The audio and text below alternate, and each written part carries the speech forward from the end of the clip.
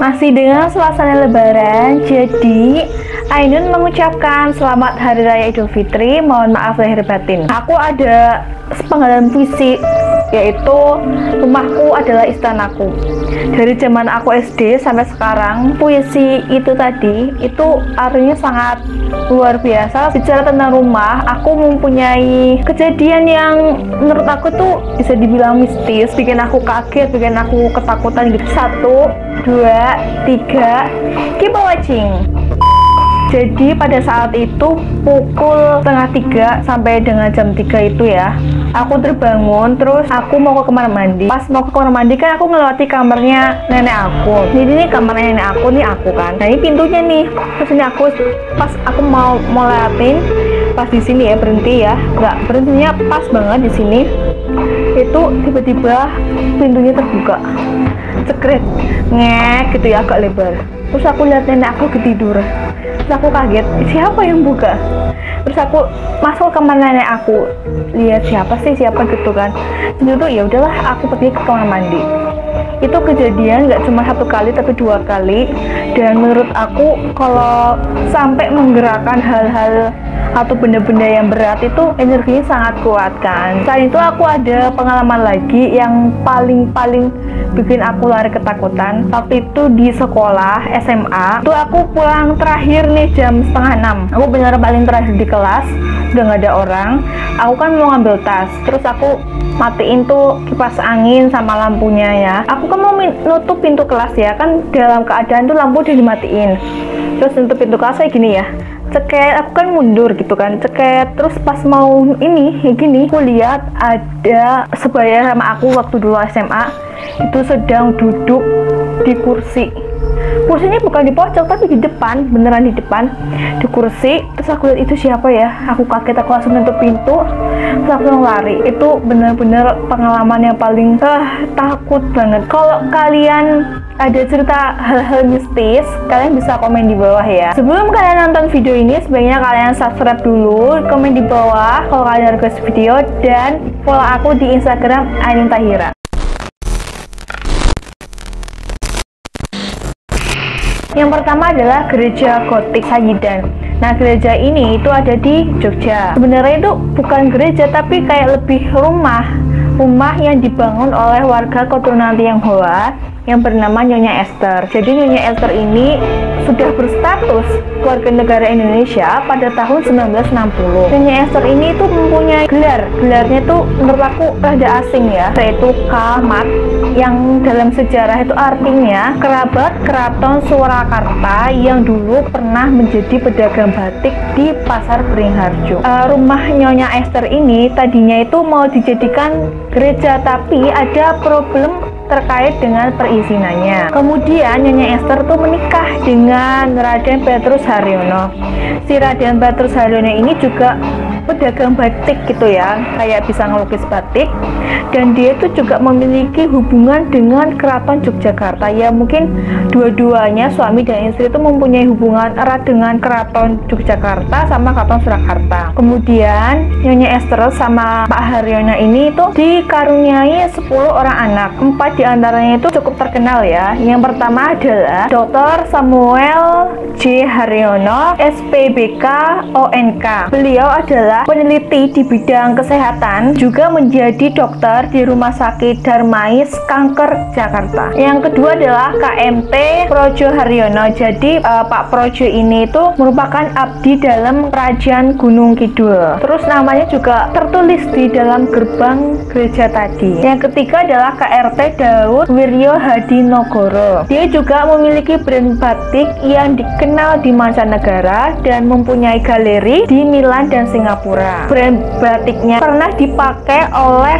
pesohor dunia seperti Mandela, terus Gaddafi, Bas, dan Mahathir. Yang terakhir adalah KRT Thomas Haryonagoro. Dia itu merupakan pakar budaya, juga sekaligus pemilik Museum Ulen Sentalu di Kaliurang. Jadi setelah Nyonya Esther dan Bapak Haryono itu meninggal, anak-anaknya yang terutama Pak Thomas ini itu membuat sebuah museum di Kaliurang yang bernama Ulen Sentalu. Kalau kalian ingin mengetahui sejarah tentang gereja ini, kalian lebih dulu pergi ke museum itu. Bangunan ini ini dibangun sejak tahun 1986 sampai 1987 di Kampung Saidan, Kota Yogyakarta. Kemudian kosong pada tahun 2004, terus dijadikan cagar budaya. Tapi bangunan itu terlarang untuk dimasukin atau dijadikan kayak tempat wisata gitu kan. Makanya dari itu kalau kalian penasaran dengan tempatnya dalamnya kayak apa, kalian bisa nonton video klipnya Ari Lasso yang berjudul Perbedaan. Yang paling bikin aku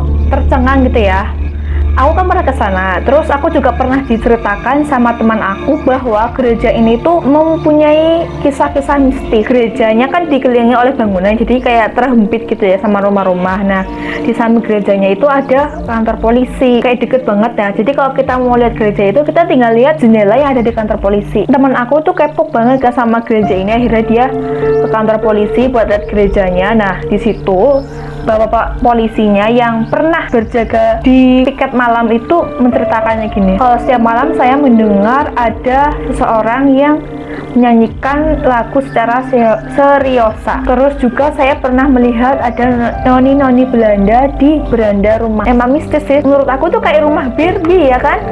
Oh, kayak lihat rumah-rumah Barbie atau istana-istana Barbie kan kayak gitu. Lanjut ke Rumah Kentang Bandung. Rumah Kentang Bandung ini tuh fenomenal, sudah terkenal kan, apalagi pernah dibikin film sama Luna Maya. Jadi di sini tuh terdapat berbagai mitos. Salah satunya adalah ada seorang anak laki-laki yang tidak sengaja terjatuh ke dalam kuali yang mana ibunya sedang merebus kentang. Jadi pada saat kita ke rumah itu, mitosnya akan berbau kentang. Tragedi bayi meninggal karena terebus. Apabila dilihat dari luar, tampilan rumahnya terlihat bersih, damai, terus juga pekarangannya luas gitu kan, kayak asri banget gitu. Namun di balik semua ini ternyata ada beberapa kisah yang menyedihkan. Konon ada seorang ibu yang sedang memasak di dapur, anaknya yang masih balita itu terjerumus ke dalam kuali tersebut. Berarti otomatis di dalam kuali itu ada air panas ya. Menurut masyarakat, bayi tersebut itu langsung meninggal di tempat. Terus ada cerita lain mengatakan bahwa ada asisten rumah tangga yang mana dia itu mengasuh seorang anak yang bergil banget, yang nakal banget. Terus akhirnya asisten itu kayak, ih kamu tuh nakal banget ya, udahlah kamu aku bunuh. Akhirnya dia itu dimasukin ke dalam kuali. Penampakan seorang anak yang berwajah hancur. Jadi selain adanya aroma kentang yang nyegrok gitu loh, yang menyengat, ada beberapa orang yang pernah melihat seorang anak yang hilir mudik di depan rumah itu. Ketika nih ada seseorang yang berpapasan sama anak itu, lihat mukanya tuh hancur, jadi kayak berdarah-darah di dalam mukanya ini. Bahkan sering terdengar adanya suara tangisan bocah pada malam hari. Bahkan anak ini tuh sering menumpang pada motor atau mobil yang lewat di depan rumah kentang.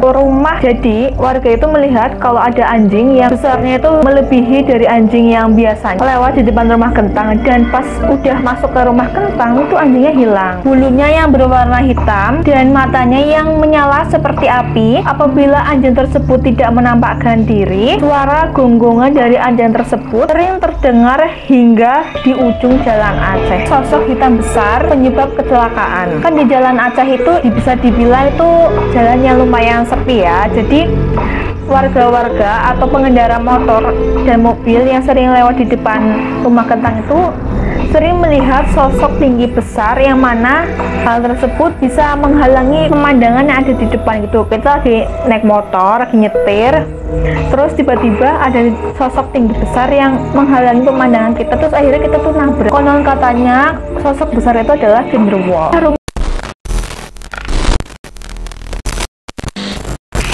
Rumah gurita. Kalau dilihat-lihat sih atas rumah ini ada guritanya ya, gurita raksasa gitu yang berwarna hitam. Jadi rumah gurita ini terletak di Jalan Terusan Sukadamai 1 nomor 6 Sukajadi, Bandung. Jadi rumah gurita ini menjadi sangat tampak menyeramkan ketika cat tembok rumahnya berwarna putih menjadi kusam karena tidak terawat, dan ada bagian rumah yang sudah berlumut. Seakan-akan rumah itu menjadi sangat seram gitu ya, sudah nggak terawat, terus catnya warna kusam, terus ada lumutan, di atas ada gurita. Jadi kayak ini rumah apa ya? Beberapa isu mengatakan bahwa rumah gurita ini itu pernah dijadikan ritual adanya pengabdi setan. Nomor rumah ini adalah 666, yang mana itu adalah nomor yang merupakan simbol dari satanisme atau penganut setan. Apabila ingin bergabung dengan satanisme ini, kalian harus menusuk jari kalian dan mengeluarkan darah. Nah, darah itu tuh dipersembahkan untuk setan. Aliran satanisme menggunakan lagu-lagu heavy metal dan menggunakan kitab Ansor Levi Satanic Bible. Bahkan anggota mengikut ritual tersebut diwajibkan untuk melakukan hubungan seks langsung di depan jemaat lainnya.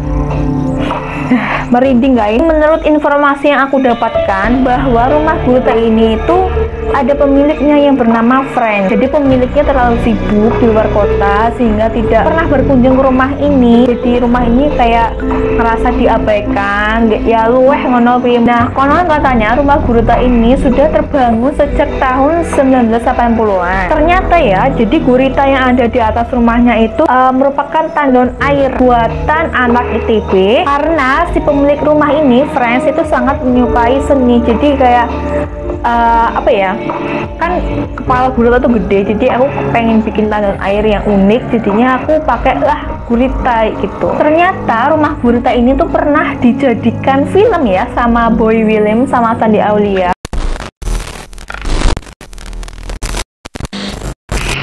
Rumah kapal Bandung dibangun pada zaman Belanda yang memiliki bentuk seperti kapal dengan lubang-lubang sekelilingnya yang berbentuk seperti jendela. Ada sebuah cerita bahwa pada waktu itu ada seorang gadis yang lewat di depan rumah tersebut, kemudian diperkosa oleh beberapa pemuda yang sedang nongkrong di depan rumah tersebut hingga meninggal. Kemudian warga seringkali ditunjukkan dengan adanya penampakan sosok wanita yang menggunakan baju merah. Konon wanita tersebut merupakan arwah dari gadis tersebut. Banyak banget warga yang lihat penampakan lain selain gadis tersebut, yaitu ada wewe gombel, terus kemudian ada kuntilanak, terus ada siluman ular, bahkan ada siluman naga. Konon siluman naga ini merupakan sosok penunggu di rumah tersebut. Bahkan warga sering mengaitkan kecelakaan yang terjadi di daerah rumah tersebut dikaitkan dengan sosok siluman naga tersebut.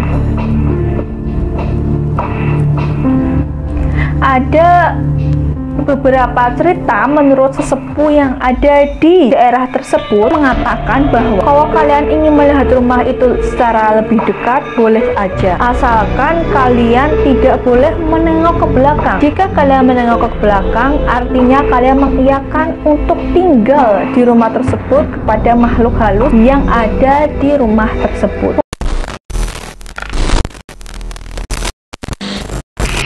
Rumah Dharma Surabaya, pesugihan yang membawa kehancuran. Jadi ada sebuah keluarga yang melakukan sebuah perjanjian dengan makhluk halus untuk melakukan sebuah pesugihan. Tumbalnya itu adalah manusia. Ketika mereka udah capek siapa yang akan mau ditumbalkan, akhirnya mereka pergi dari rumah tersebut dengan menggunakan kapal. Nah, di tengah perjalanan mereka akhirnya tenggelam. Tapi warga sekitar mengatakan bahwa tenggelamnya mereka itu karena disebabkan oleh makhluk halus. Ada anak SMP yang menjadi loper koran. Kejadian ini terjadi saat anak tersebut akan mengirimkan loper koran pada pelanggan yang ada di perumahan elit Darmo. Ketika sedang berkeliling, anak ini melihat seorang wanita dengan pakaian serba putih sedang berjalan sembari menunduk di tepat persimpangan Jalan Puncak Damai atau depan rumah Darmo.